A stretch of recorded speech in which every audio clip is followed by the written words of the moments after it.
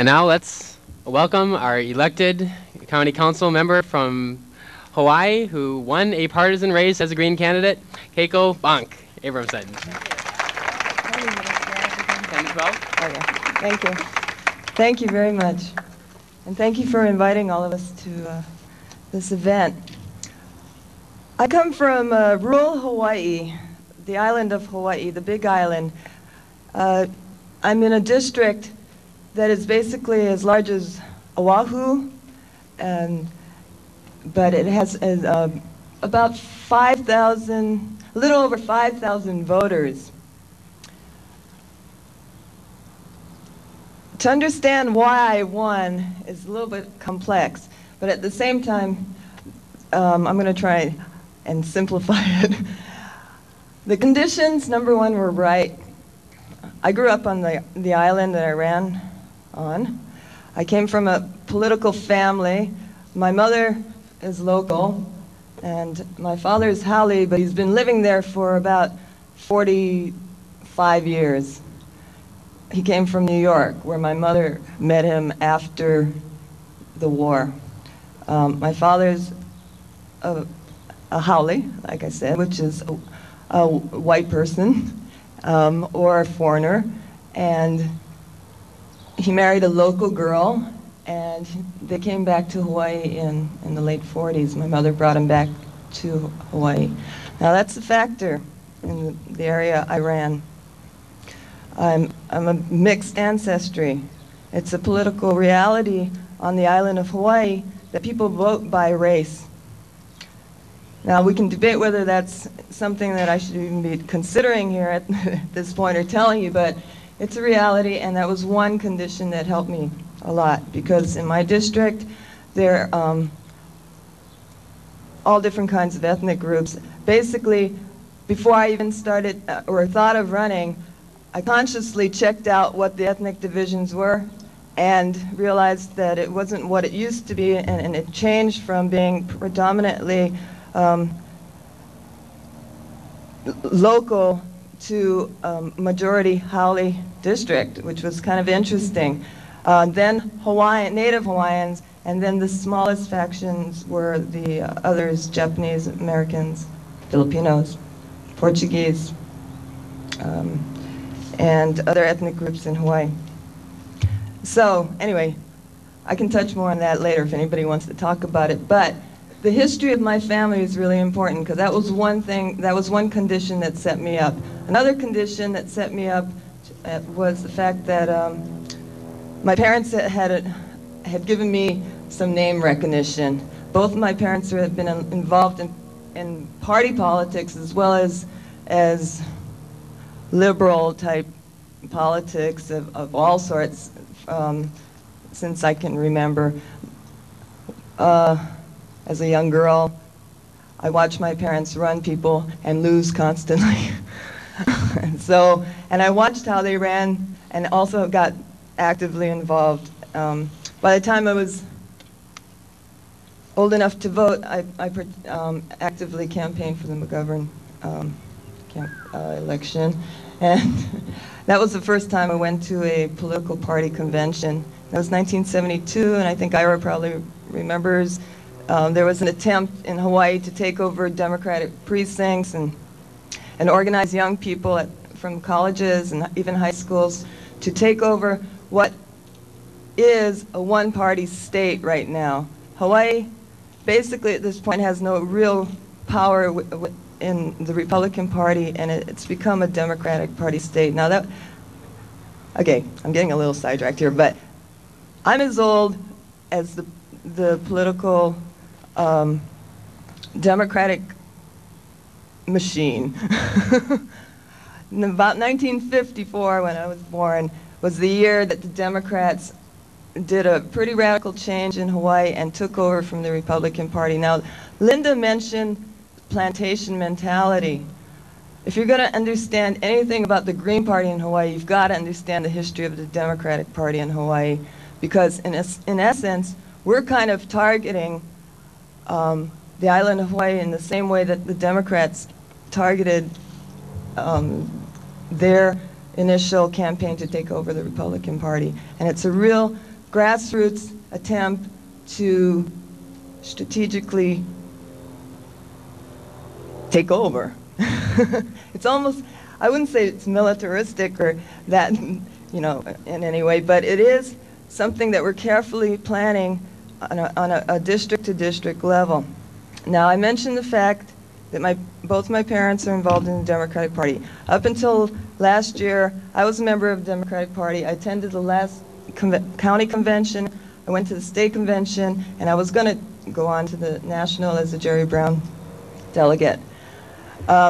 It was a point after the county convention that Linda mentioned, where a lot of Democrats, who are called the Democratic Party caucus, decided to walk out of this convention because they were just so fed up with the process that was going on. It wasn't a lot of it had to do with issues, but it was generally the lack of democracy that caused people to walk out, because they the final straw was that at the end of the convention, they didn't allow people to vote for their new party officials. So that was the reason they walked out. My father is the chairperson of that caucus, and Jack Davis, who I've known since I was a young girl, has been as a good friend, and they've been both political organizers on the island of Hawaii. And it was a group decision to walk. They had calculated the before the convention that this might be something they would have to do because of how things in their party had been going for years and years and years, and this is something that they had thought about doing, and that's why it was so, it wasn't as spontaneous, I think, Linda, as you had presented it to be. Now, I walked out, and then Jack was talking to Ira, and a lot of people were talking about the Green Party even before the county convention. And even within the caucus, it was always on the agenda, well, we always have the option, if we can't make change in this party, to leave and start forming a new one. And not everyone joined the Green Party after that. For example, my parents are still Democrats, and I'd say about maybe a third left and about 2/3 didn't leave. That's about where it's at right now. So because of this long history of Democratic Party, do you want me to get into the other stuff? No. Okay. I had a family that was active. I have two brothers that are farmers, and since I live in a rural area, that was important for not just context, but my points of view, the green point of view, having that background in actual disputes about agriculture versus tourism and development and this kind of thing. And where I come from, the people there are definitely wanting to keep their lands in agriculture, looking for diversified agricultural crops as alternatives to the long-time plantation industry that exists in my district, which is basically a one-crop industry, sugar.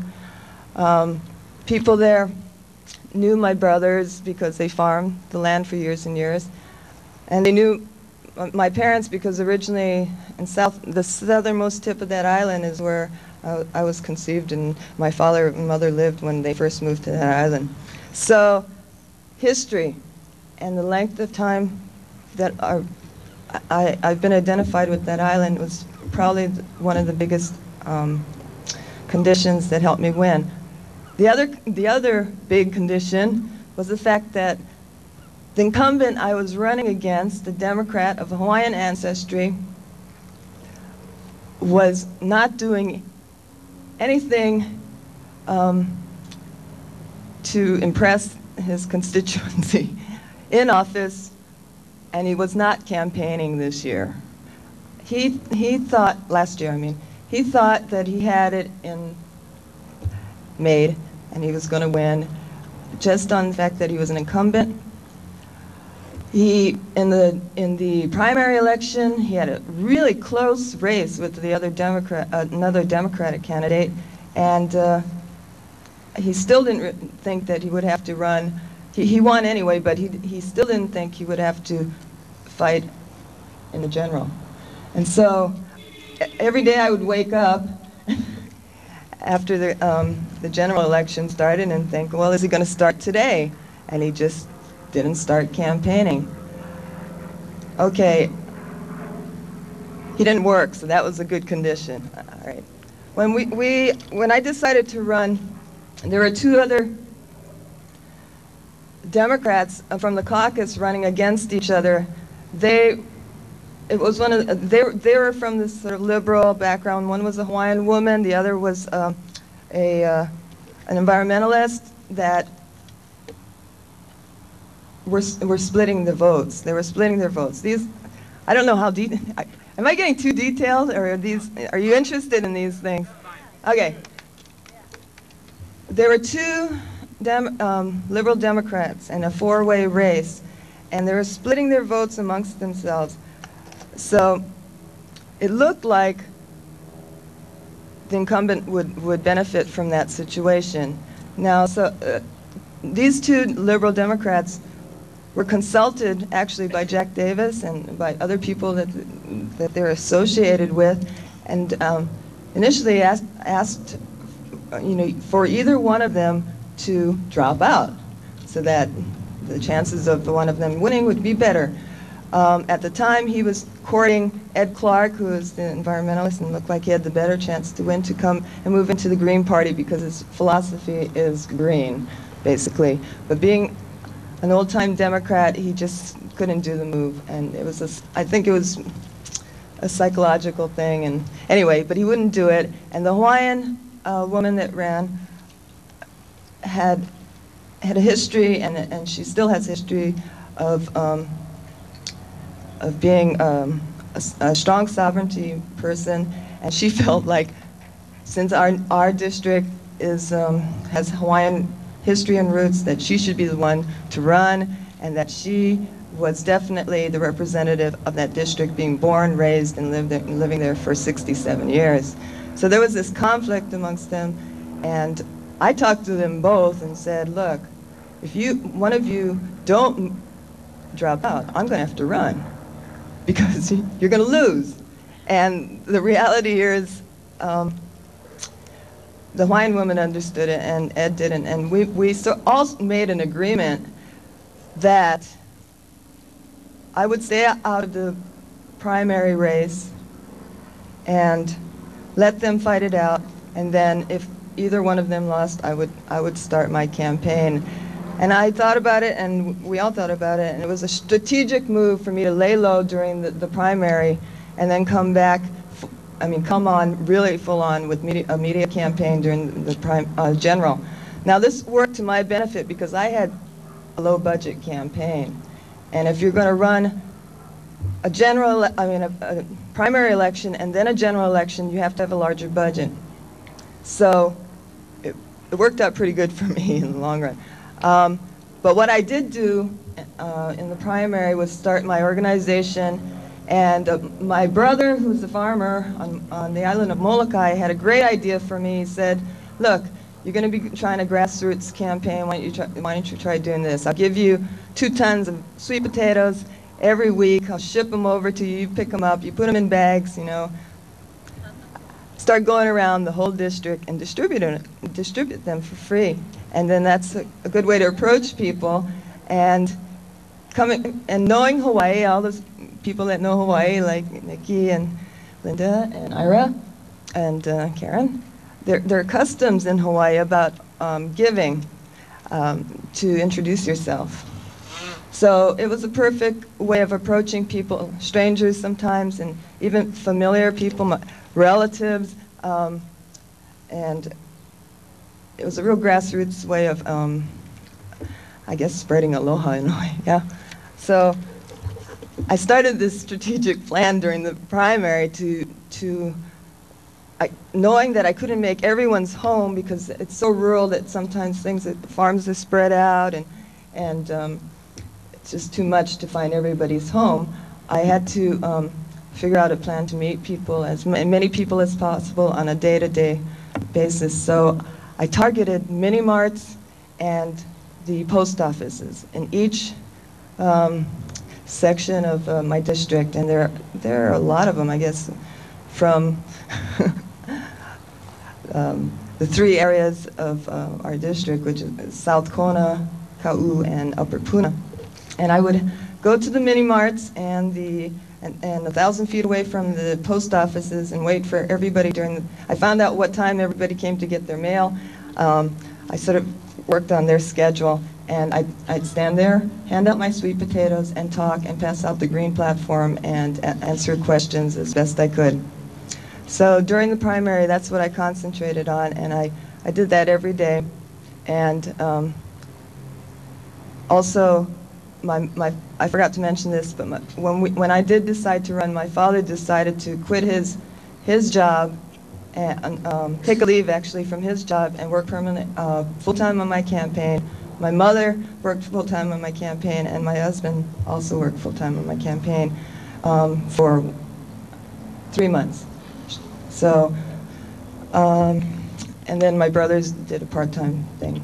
But, so here I was at these mini marts, getting to know people, and then eventually I got to know the mini marts so well, and they liked me, and I didn't have to show up there. And everybody knew where these potatoes came from, so I'd leave boxes. When the 2 tons came in, we'd pack up all these potatoes, and we stuck this inside each one of the bags, and it was I ran in the 6th. Oh, there's tons of them over there. The 6th district of Hawaii, the $6 bill, and it says on it, I forgot what it says. I know how to spell potato. It has my mug shot, and what else? There's some other, Green Party of Hawaii instead of the United States of America. And you can see it. It's redone money, dollar bill. So that was in each one of my bags, and it was pretty entertaining. People got a good laugh out of it, and they started asking questions by looking at this. What's the Green Party? This and that, and this and that. And well, everyone had sent us stacks of these platforms, which are over here. And so at that point, it's when I pulled out the platform. I never ran up to someone and goes, here's my Green Party platform, vote for me. It was a different kind of strategy because in Hawaii, like Linda mentioned, there's a plantation mentality and hesitantness to acquire anything new, but at the same time, there's also this almost streetwise attitude to new things too, that so many things have passed through Hawaii and so much exploitation has taken place in Hawaii that people don't really believe anything until they really check it out. So there's 2 things working. It's not just a passive attitude, but it's also something that's, I think, has good reason to be the way it is, and that's, and so that's what I did during the general election, and then we started working out all the plans for T-shirts to hit at the general. Started a letter campaign to acquire money. It was a personal letter writing campaign. It was distributed to all the friends that we have and family first, and that's what went out immediately during the primary. And there was all the graphic work my husband worked on with 2 people he knew, and they had it all set up ready to be printed right at the moment that we could actually afford it.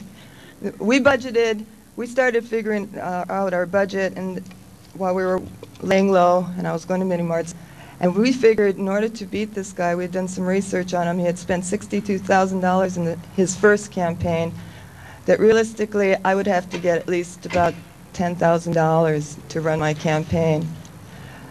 Well, as it turns out, I spent a little over $14,000, and we raised about $6,000 with donations and T-shirt sales. This is one of them that we took out during Halloween. That was specifically targeted not just to Greens, but other people that might find it, something they'd want to wear and buy. And because, as you know, there are only 100 and some odd Greens on the Big Island, the whole island, and I had to get other kinds of votes to win. This one was our street sign shirt that everybody wore when they waved with me on the highways. And as soon as the primary was over and I was up against Makuakani, it was me and him, Makuakani and myself, the shirts popped out. It just so happens I have a t-shirt company. My brother whipped out the shirts, my younger brother, not the potato brother, and everything was ready to go, and we had thought about where we're going to sign wave, how we're going to sign wave every day. Since we're on a low budget, I had to become totally visible. And the potatoes were good, but they weren't making, I just wasn't hitting enough people, and we only had a short time to hit a lot of people. My husband had prepared the scripts for radio, and we thought about even doing some sort of low-budget video for the cable station, but we couldn't. It just cost too much. So we stuck to radio, and we decided to just blast the radio stations on the last 2 weeks of the campaign. So we prepared some pretty funny ones. I brought a tape of some of the ones we did. And since my husband is a musician and he's trained in the studios, he went in and recorded some really funny ones. So I don't know if we have a tape player or something, but later I could play it for you. We did it on Japanese radio station, Filipino radio stations, the rock stations, the conservative stations. We just hit them all. And luckily, I had one supporter in Nalehu, the plantation town, who had a business, who gave me his time for his fruit stand, his health food store and fruit stand, on the radio. And so I cut into some prime time as well as the regular campaign time they give you, which sometimes isn't that great. And he paid for that. And he was one of the people that went out every day to wave with me. I had some pretty dedicated people that worked on my campaign. And it started growing through the process of people recognizing the name. When we first talked about running, I knew that I would have to give up my life. I've watched them run campaigns, and you have to do 20-hour days, 7 days a week, especially during the heart and the end of the campaign. And since mine wasn't a typical campaign, I knew that campaigns usually started at least a year before the elections, and they were talking about it a year before that, that this was going to be even a different campaign for them, because they didn't have a lot of time to, number one, get the money. So I knew I'd had to borrow money to do this campaign, and I took out a personal loan for pretty much about $10,000 to get going. And Jack Davis also did the same thing. There was no way. He ran a fast campaign too. He had to do it that way and then try to think about making the money later. We're both still in the hole. Let's see, where am I? So it's in the general election. We've got this plan for, then there was the newspaper part of it. We started designing ads. We knew we couldn't get huge page ads like all the Democrats were doing, that cost $2,000 a shot. So we had to make good graphic ads that caught your eyes, even if they were like this big. And I remember one time my husband had done a really nice ad, and it was next to the Democratic mayor's ad on the full page, right next to mine. And ours just stood out, like it popped out at you because my picture was the whole ad, and the words were written all over the picture, right? Well, not all over the picture, but all the information was written on the picture itself. And the mayor's ad the full page ad next to mine, or half page ad next to mine, had a picture that was like this small, and there were all these words. So when you looked at the 2 pages, ours stood out and his didn't. And it's purely graphic thing, but you got to consider those kind of things when you run. So then we started laying out the ads for the paper. They came before the radio ads, and we budgeted, you know, them strategically, spreading them out over a period of almost 4 weeks, I guess. But most of them ending up at the very last 2 weeks of the campaign. We started realizing that, well, you want to hear something pretty funny. At the very beginning of the campaign, there's a place in Honolulu called Hotel Street where all the gamblers hang out, and they bet on political races. And someone once told my father that you can really rely on this poll more than you can rely on the professional polls taken by the professional political pollsters. So the odds were against me when I started, 10-1. And about the second week, just about the second week before the election, everybody was voting for me. I mean, I'm going for me, putting money on me. And so he got word from Honolulu through somebody, I don't know, somebody called him up and had to tell him that, and he says, you know something? Keiko's going to win this election. And at that point, I think it was the same time that the Democrats found out that I was going to win too, because they probably did their own poll. And there was a massive attempt, a scattered attempt from the Senate, the U.S. Senate, who was it, Akaka? No, it wasn't Hanoi that came out, it was Akaka, and our governor, Waihe'e, and Tajiri, from the House legislature. All these people from the higher-ups in the Democratic Party came to Makuakani, my opponent's aide, and started doing these radio ads against me. Now, that's never done in Hawaii. This is a local council race, and they don't call out the big boys to start attacking some, you know, first-time person running for a rural seat on the Big Island. And they started these call-in ads against me. And it actually, I think it worked against them, because the people in my district are fed up with being told what, you know, they're into home rule, and they're against being told what comes from Hilo, yet alone Honolulu, and from Washington. So it worked against them, and maybe if it had started 5 months down before, it might have had some effect on some people, but it worked against a lot of people, and I ended up winning. So that's it, I won.